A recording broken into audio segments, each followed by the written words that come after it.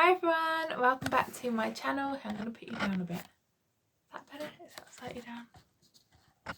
Oh, there we go.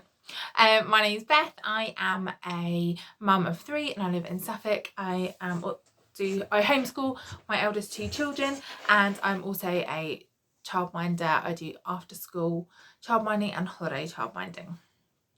So welcome back if you're returning, and hello if you're new and this is your first video. Go and check out my other videos. I do kind of like grocery hauls, day in the lives, childminding stuff, homeschooling stuff.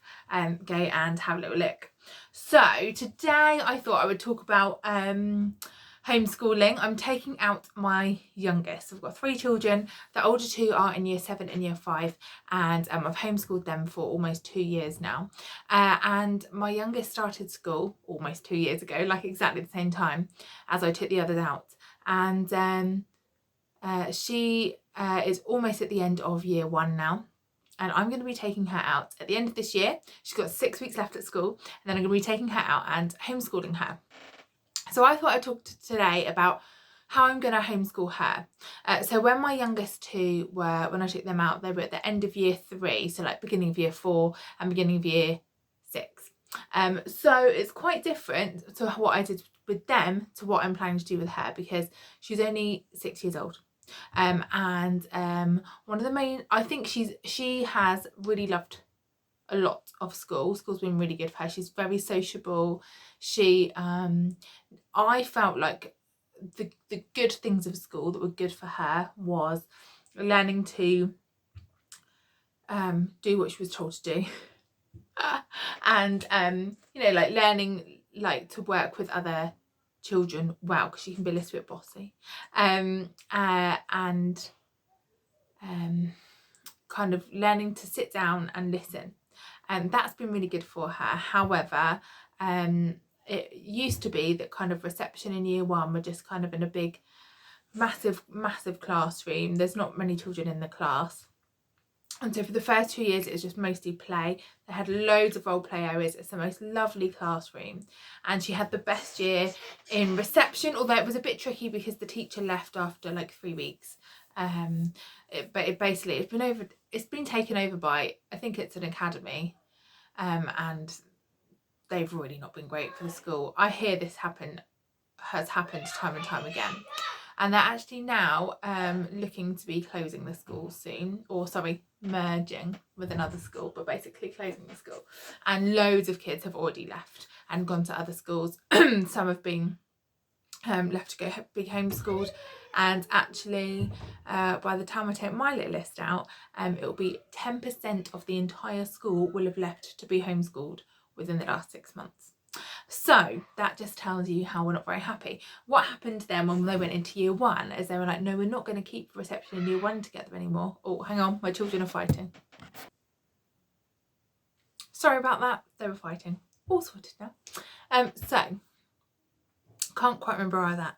I think I was saying how when they went into year 1, they decided that reception and year 1 were going to be separate. So reception have got this lovely big room for like 10 kids, and the rest of them, year 1 and year 2, are squashed into this tiny little room all together, and they basically got rid of pretty much all the toys. There's no role play area, and there's no afternoon play, and they just said it's basically they have to learn just to sit down and sit at a table and do worksheets, which isn't really ideal, and it's not what you want when they're like 5.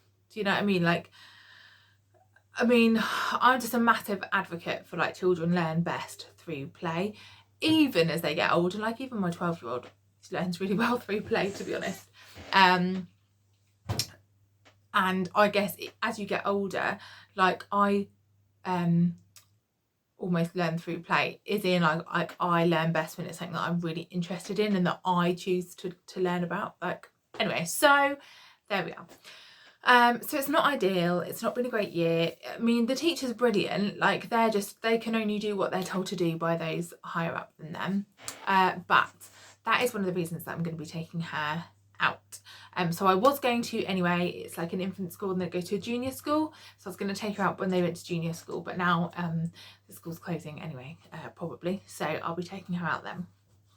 So I was just going to talk through how I plan to homeschool her, because it's going to be quite different from how I homeschooled the other two, because they're a bit older. So we did kind of go straight into kind of sit down, formal learning, worksheets, all that kind of thing. I mean, it's definitely more hands-on than it would be in school, but it is a lot of kind of formal sit down work. And with the littlest, I think that we're going to do it slightly differently and just loads of it through play. So I've written down my lovely piece of paper everything I'm going to do, and I thought I would talk you through it, my plan, and show you some pictures too that I found mostly on Pinterest, because I just love Pinterest. It gives me some amazing ideas, and you can see, and if you've got any tips or tricks that you've used for your kind of 6-year-olds, please let me know, because I need all the advice I can get. And yeah, I'm interested to see how this goes, and I'm hoping it will work well. So basically, I feel like she needs a bit of de-schooling because she does now find school difficult, and a lot of days doesn't really want to go in. So, I mean, we've got the summer holidays, which is like almost 7 weeks anyway, so she won't be doing work for that time. So that's almost like the de-schooling time in a way. They say like 1 month for every year they've been at school, and that will be almost 2 months. It's like a week off 2 months, and she would have been in school for 2 years. So that kind of will be the de-schooling. So I'm not really going to stress about much kind of proper work, and I think I'm going to kind of do this until she's about 7, and just do it really slowly. What I'm going to do instead is kind of set up what in the EYFS what you call like invitations to play. So things like this idea for art, which is kind of having a look at this style of art and making your own from these felt pieces, which I think looks really great. And then I could, you know, maybe write a couple of things or talk about who the artist is and kind of their style of art. But that kind of thing I think is what I'm going to do. So lots of invitations to play. So where's my art thing? Oh yeah, so here is another art one about like printing, which I thought was great, on the back of this polystyrene box. So you essentially yeah, draw your design, put the paint on, and then kind of print it. And again, we can have a look at printing and maybe watch like a YouTube video about printing. Then in terms of English, I'm going to use an app that I have used before with the other two, and the littlest has now used it sometimes when she's been off school or whatever. It's called Teach Your Monster to Read, and it's free, and it's really good, and it kind of teaches them to read in a fun way. So I don't think it does the basic stuff like the actual individual letters, but it does like ch, sh, I, like IGH, things like that, and that's kind of at the stage that she's at, really. So that would be really helpful, and it does it in a really fun way. Obviously we'll be reading lots of books, and what I'm going to encourage is getting lots of books that she is able to read. She can read now, like basic kind of stories, so I'm going to get lots of books that she can read. She's quite interested in reading. So what I'm also going to do is set up lots of kind of role play areas. At the moment she's really into babies, and so I think what I can do is put labels everywhere, like food, bottles, medicine, that kind of thing, just to help her with reading, and then with writing, and then to get her to maybe write some labels herself, which she was trying to do the other day. She was trying to write medication. Yeah, so I think that's what I'm going to do with kind of the spelling and the reading. And then more again with the writing, I'm going to try and set up occasionally like a letter writing station, or, you know, if it's someone's birthday or Christmas, get her to write cards for them. And, you know, like if I need a shopping list, I'll get her to write it, things like that, just so we incorporate writing and reading in kind of our everyday life, rather than like formal sit down stuff just yet. We're going to do lots of cooking. She hasn't really used scales much yet, so we're going to be able to, my aim is to get her to use some scales, and you know, understand kind of about pouring, you know, like don't just pour the flour like this, pour it like slowly. You kind of get the weights, and that's really useful for their motor skills as well, isn't it? I'm hoping that she's going to do 3 clubs. She's definitely going to do gymnastics because she loves gymnastics, and so she'll definitely do that.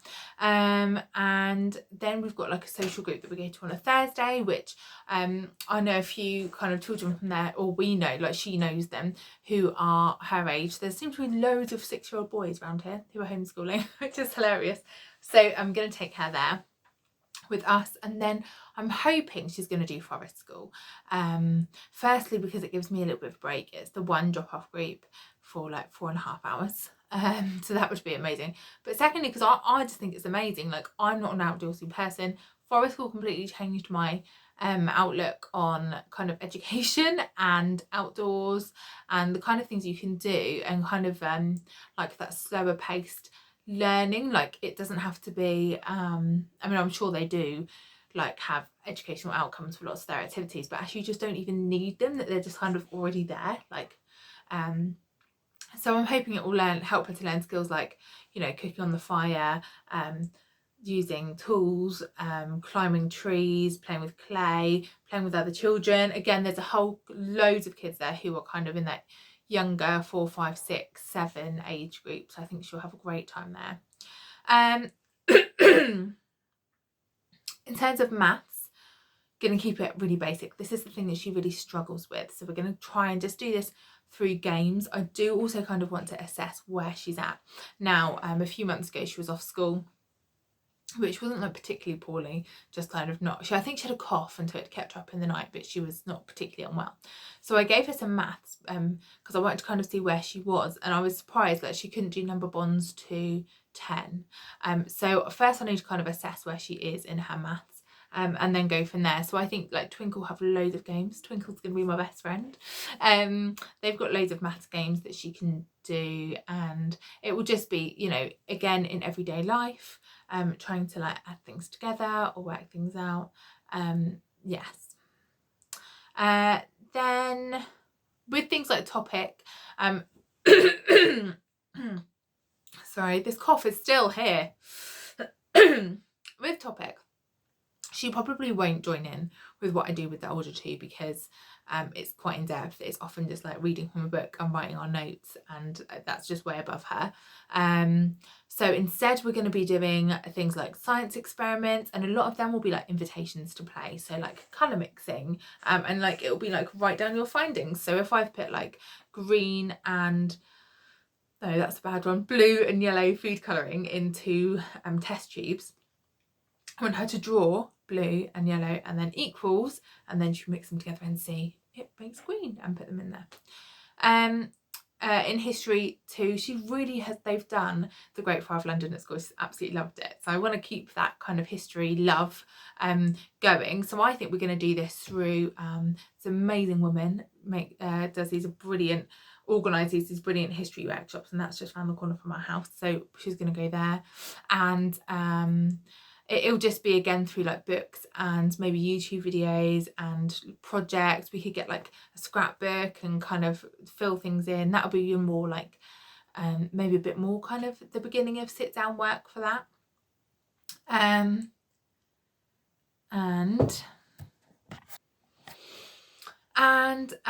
that's really my plan. So who knows? So I'm going to see how it goes. I'm quite excited because it's so different than what I've already done with the other 2, and I think actually if I'd started this 2 years ago I would have been completely out of my depth, but now I feel like I know a lot more about homeschooling and education, and I feel like this could work really well, so I'm very excited.